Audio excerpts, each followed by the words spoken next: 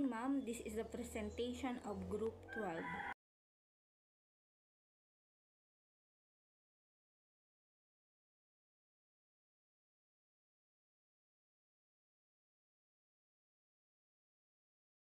Andres Bonifacio. Andres Bonifacio is best known as the father of Filipino democracy, but more than that, he is the father of Katipunan because he led in establishing the Kataas-Taasang Kagalang-Galangang Katipunan ng Mga Anak ng Bayan or KKK.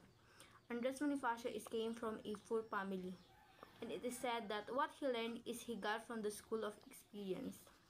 He was born on November 30, 1863, and he died on May 10, 1897.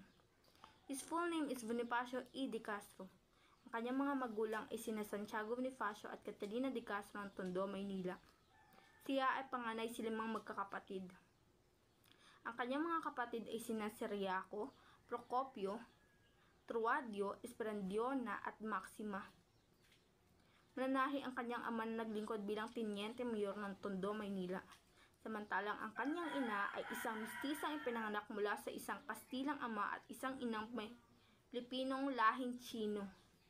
Bilang kaugalian, isinunod ang pangalan niya sa kapisahan ng santo ng araw ng kanyang kapanganakan.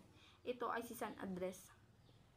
He was a reader, and among those he loved to read, which aroused his revolutionary spirit, were the Noli and the Pili of Rizal.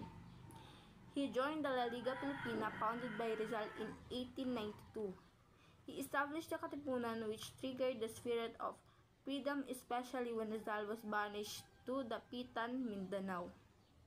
Bonifacio is better known as a great revolutionary rather than a writer, but he also wrote things which paved the way from the revolution and which also became part of our literature.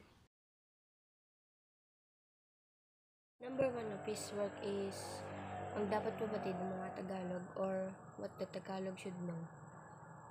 Is a work that explores the history and culture of the Tagalog people before the Spanish colonization, emphasizing their past, prosperity, and independence, and advocating for the need to reclaim their freedom. Number 2 is katungkulang gagawin ng mga anak ng bayan. This is an outline obligation just like the 10 Commandments of God. Andres Bonifacio's work, katungkulang gagawin ng mga anak ng bayan, outline the duties and responsibility of the Katipunan member. A revolutionary society.